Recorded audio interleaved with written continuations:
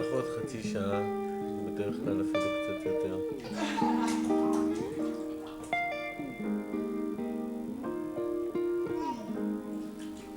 This is me and my mom.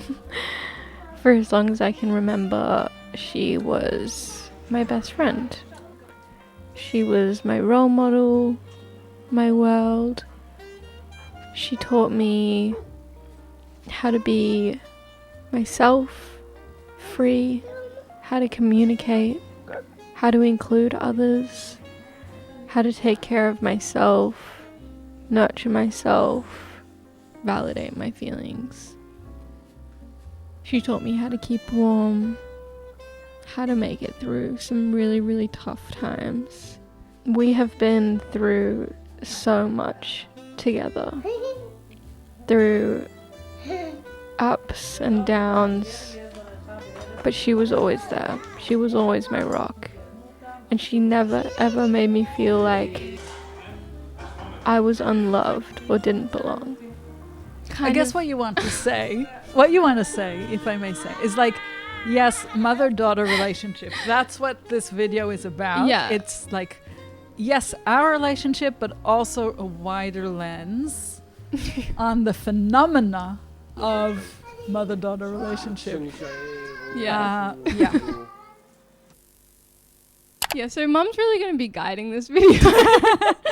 I think mother-daughter relationship is the most sacred relationship out of all relationships, out of all human relationships. But it is also the most complex. I would love to start with you giving a little insight into your relationship with your mother. When I look forward, I look at my relationship with you, where I'm the mom and you're the daughter. And then when I look kind of backwards, it's like me as a daughter and my relationship to my mother. And how both of these relationships inform each other and how they are interlinked. And it's really interesting, just that piece of information about when you're a female embryo, you actually have your eggs as a baby. So when I was in my mother's tummy or body or womb, you were actually in there too. Yeah, it's actually blows. It's mind-blowing. And then we have so much research about knowing about, you know, whatever is going on for the mother actually affects the embryo. But it also affects on some level those potential eggs that are in, not even, you know, they're just a potential there. But just actually understanding that these links are so tangible and so interconnected, and just honoring that. You know, there's a lot that we experience and we can't always pinpoint what it is, and sometimes it is because it belongs to the part of the unseen, things that we may not even be aware of. Sometimes it's about even secrets that we don't know exist, but they somehow exist in our body, in our experience in some way. I think that's why we start kind of looking at this relationship and understanding how complex it is. And I think another part of the complexity is the fact that we're talking about, you know, mother-daughter is really about being female. It's about being a woman, about that orientation in this world. So we also have that kind of collective information that we're absorbing when we're in the womb, when we're even just as a potential in our mother's womb. And that informs a lot of who we are and what we carry. And I think that informs a lot of the relationship. So if you're asking me about my relationship with my mother, I think it's at a place today where I could really say full-heartedly that it is in a place of peace. It's in a place of peace and love and appreciation. But it wasn't always that way. And it took a lot of work, inner work and interrelational work with her to get to that place. So yeah, I definitely don't take that for granted. And I'm so happy that I can say that at this point. You know, I just, it is actually not a simple task. No. So for those of you that are listening today, you know, if you're on that journey and it doesn't feel that easy, just making room for that too as well. There was, for me, like a few kind of stages. There was initially the enchantment. I was completely in love with my mother. And then there was almost like that got shattered. And it was like the fall from heaven. It was all of a sudden like I could only see what was missing and what was wrong. And I carried this anger and rejection for many, many years. And I think I had to, in order to really establish my individuation and be able to give room for myself to kind of somehow claim my identity. And I feel now there is a place that can see a bigger picture. And again, it's coming from a very deep place. It's not like just intellectual. It's actually, I get it. I can see more. And I think it's part of maturing. I really don't think you can kind of jump there. Every stage that you go with your mother, you have to be really real and honest. Otherwise, the alchemy of that inner work doesn't actually work if you're holding back from what you're really feeling. I wouldn't want like to kind of portray this kind of idyllic version of a relationship, and I do feel we're very lucky in our relationship, and I want to be able to celebrate that, because I think that also holds a lot of like a transmission in a way that's valuable. But I don't want anyone to feel that they're less or you know, if it's not quite feeling that way. And I feel like also even just getting older has made me realize what a privilege it is to even know my mother.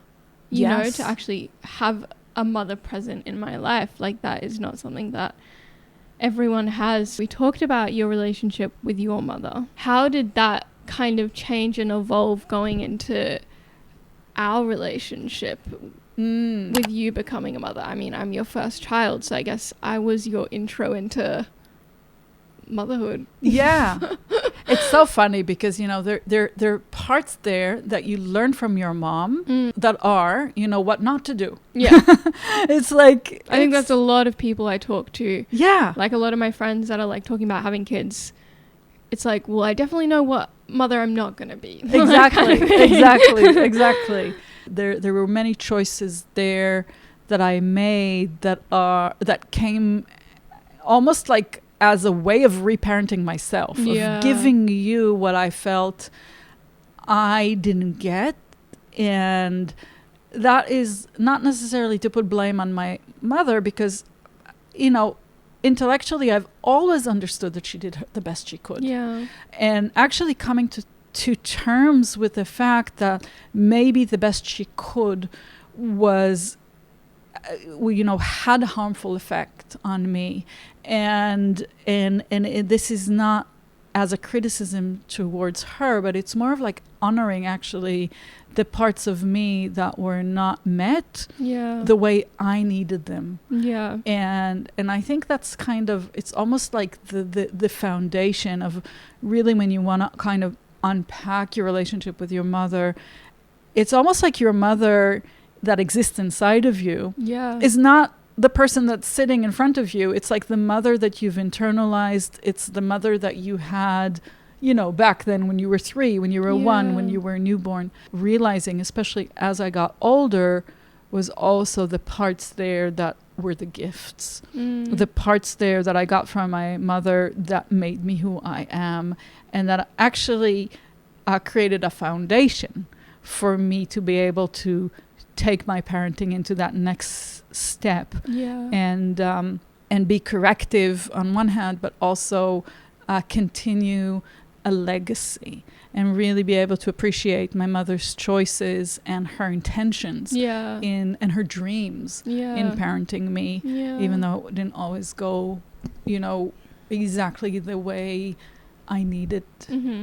I think, looking back at your relationship with your mother and being able to identify what you didn't get, what you needed and didn't get, I think that's really the idea of the mother wound. Yeah. And to some degree, we all carry it. Yeah. There is an innocence that I think we come to the world with, and that is that we will be met, that we will be celebrated, that we will be supported, that we will be nourished. That kind of innocent child mind is often disappointed, and it doesn't actually know how to contain when reality doesn't actually deliver these things that we need. And the way we work with that disappointment, the way we work with what was missing, and sometimes even with what was hurt, that's kind of the essence of the mother wound. And that's already an internal wound. It's like an emotional wound. And many times we try to mend it, we try to heal it through our relationship with our mother. Wow. In real life. And that's often a very difficult thing to do. So I guess that also brings us to kind of healing. Yes. For someone listening that is listening to you and being like, oh my God, I can really see how my relationship with my mother has affected me, and I don't know, all these things are coming up. Like, what would you recommend them do to maybe heal that mother wound, heal that inner child, or like start a conversation with their mom? I think that's a great question. And I think it's really, it really continues from what I was saying, is identifying that there are two parallel relationships here. There is a relationship that you have, an internal relationship with your mother. And then there is the relationship that you actually have in real life with your mother. And they're actually parallel relationships. They're actually not the same.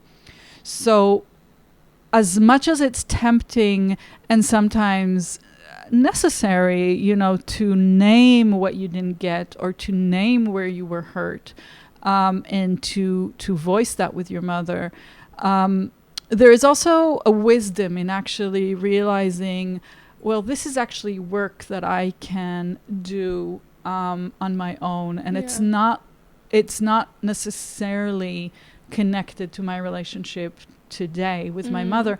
But the more I do that work, the more it will inform the relationship in the present moment, especially in the sense that where you get more, you're able to be more present in the here and now, and you're not as triggered. Because I think that's where, when we have unresolved hurt, then things in our relationship in the here and now become huge triggers. And then we act from the place of the 3-year-old or the 2-year-old, or sometimes the unborn. I also think that understanding the mother-daughter relationship in context is very, very valuable. Yeah. In the context of our orientation as women. And what does that actually mean? And how does that actually inform who we are, our choices, and the way we parent and the way we were parented? I think that's a huge kind of developmental stage. Really realizing I am a human of womankind. And what does that actually mean collectively to be part of a group that is, half of humanity? Society today is not actually built by women and for women, and that we as women had to navigate and negotiate and manage and survive in very restrictive conditions that were actually not meant to support us, and in many ways made to keep us small and dependent and oppressed. And that's very painful. How as women we need to find a way to survive and heal and break many glass ceilings that exist for us as women. Yeah. I feel like also to pivot, something that I felt was really important to talk about as well is, I think, talking as a daughter, how much of how you learn to hold yourself as a woman and to navigate in the world and to really like nurture yourself as well. So much of the time often comes from how you see your mother do it for herself or do it for you. And I think that has been a huge thing for me as I get older, is realizing how much of my ability to, like even like small things, like when I'm stressed or whatever, like put a certain oil on, or like that's the way that you taught me how to take care of myself. So like have a bath, journal, all of these things that I learned from you, not only from you, sometimes making a bath for me or whatever, but also from seeing you do it.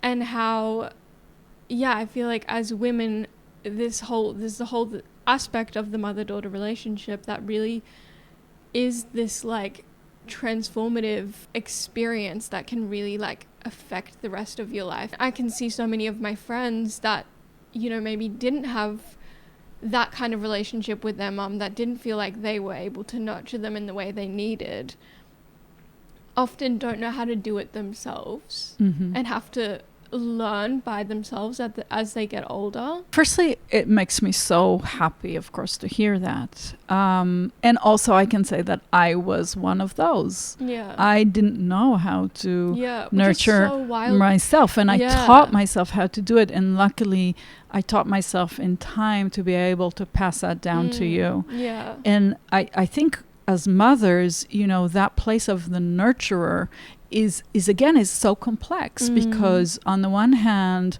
many women are just innately geared to nurture everything around them, often on the expense of neglecting themselves, and only to discover, when the kids left home, that they're either sick or completely depleted, disconnected, dependent, haven't actually ever stopped to ask themselves what they need.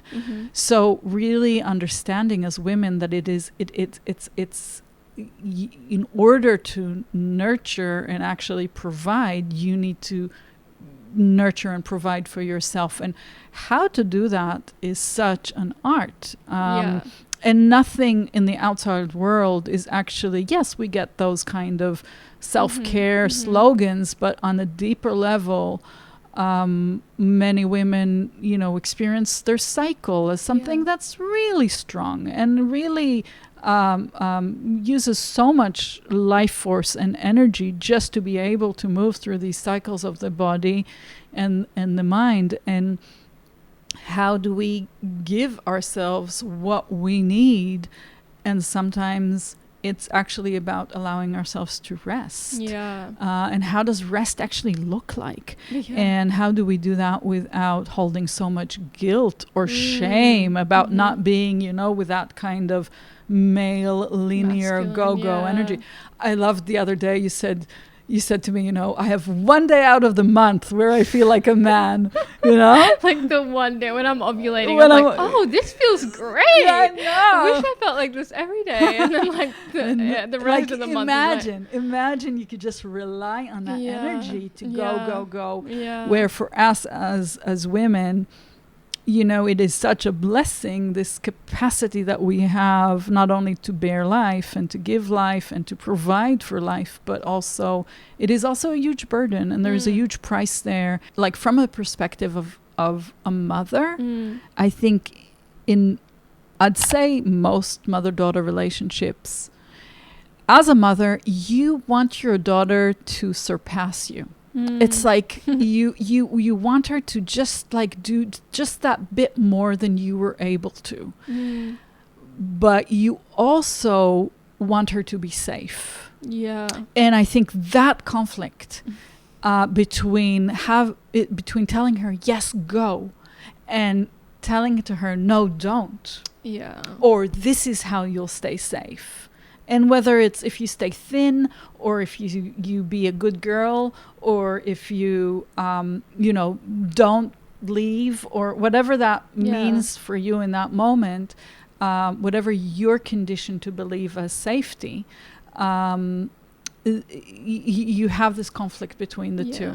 And that's such a crazy thing, I think, that women hold, that you put so beautifully and really just like landed for me, is this like juxtaposition that we carry in ourselves of this, like, especially, you know, being a feminist and like wanting women to really shine and thrive for all that they are in the way that wasn't really a thing even not long ago, and it still has so much to go in many ways, but there is that sense, right, of also like that like wanting to keep women safe. And I can imagine as a mother, like the way you said it, I almost got emotional, because it is that thing of like we want to support women, but also there is still so much that exists that is like, is it really safe to do so? It's almost like, as a mother, you want to create this utopian world for your child.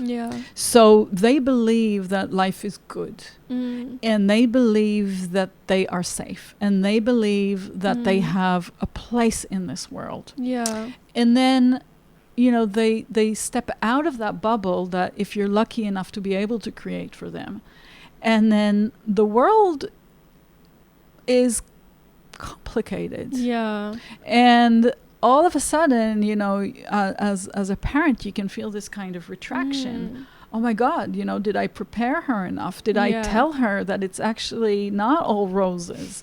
And I think maybe because of my background, or I think I was always keeping both of those elements truthful with you. And I think that also established trust between us, that it wasn't all kind of one-sided. And I think that like when people ask me about our relationship and why it is the way it is, and why we have this like open communication and like love for each other, is so much of it for me is like my in my simple answer is just like, you always treated me with the respect, and you never bullshitted me or lied to me, from like the smallest things. Like even I remember asking if the tooth fairy was real, and you were just like, the experience of it is real. Or like you didn't go, no, the tooth fairy isn't real, but you didn't lie to me. You didn't say yes it's real. Like, and it seems like such a silly thing, right? Like, you're a child, like why not? But those little moments stick with you, because you're like, oh, she's not gonna lie to me, like she's real and gonna tell me the truth. But also what I wanted to add to what you said before as well is that I think so much of your intention behind raising me and Eden, my brother, is like you really wanted to create that safe space, right? But I hear from so many of my friends, they didn't have the same experience from their mother, whereas her way of trying to keep them safe was to go from a young age, the world is a scary place, right? Watch out, because everything's going to fall apart, right? To try to strengthen them, right? So it's like there's always also this two thing where I grew up in this like the world is safe, and then you kind of get older and you slowly start being like, oh whereas I have lots of friends who are like, you're not safe, you're not doing enough, you're not going to be this, people aren't going to accept this, blah blah blah blah. And then suddenly they're like getting to adult and they're like having to create this safety for themselves. Like, yeah, the world is a scary place. And the truth is, I don't know if this is right or wrong, because I have some friends that their parents really were honest in that way of from the get-go of the world is fucked up. And I mean, they appreciate it. As a mother, you are your children's world. That's how they actually, they sense what the world is through you. It's a huge responsibility, way too big for one person.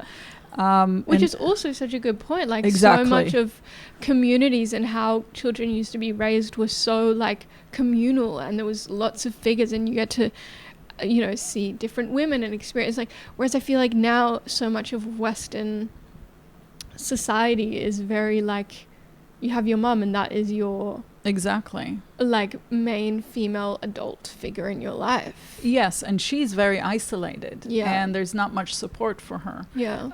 And there are many demands. Mm-hmm. And it's almost like it's impossible. It's Yeah. actually impossible. I feel this is a really good place also to really honor, you know, your dad. And you know, I cannot take credit without actually saying we did this together. Oh my God, 100%. And the support I was able to give you was a lot through the support that he was able to give me. Yeah. And so we're all interconnected. Yeah. And it's all connected. And I think again that's why there's so many layers. And sometimes you can feel, oh, but I don't have that and I don't have that, but really it's really about landing in this place where you work with what you have, and you cannot control the outside. You cannot control the stressors. You cannot control, you know, the really big challenges that sometimes we face in this life. But there is a place that you can build inside, which is a source of it's a source of kind of the most divine nurturing, and it is almost, you know, directly from love itself. And your mother, you know, is like a representative of that, of the bigger mother, whether that's, you know, for you, Mother Earth or Mother Mary or Mother Teresa, or, you know, the bigger idea of mother and love and nurturing. And I think what you're talking about is that you have learned how to tap into that.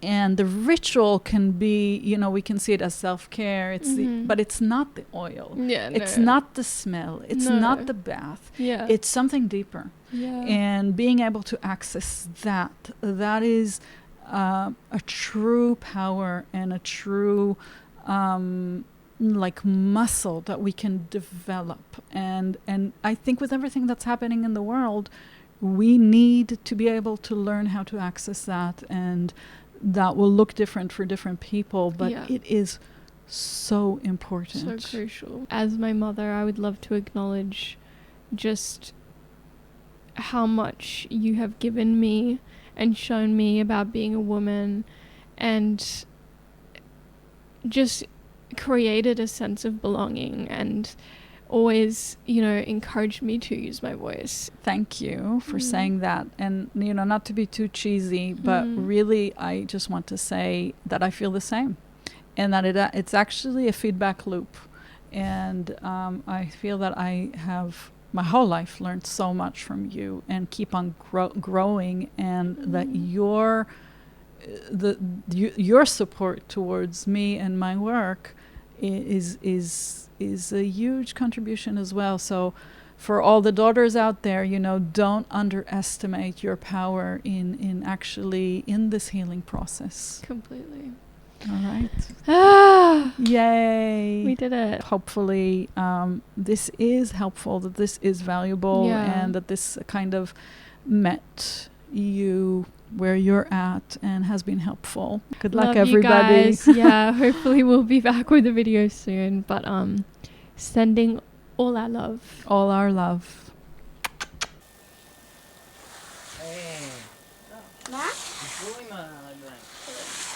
Vai! Não, eu vou lá para os para ali, para onde é que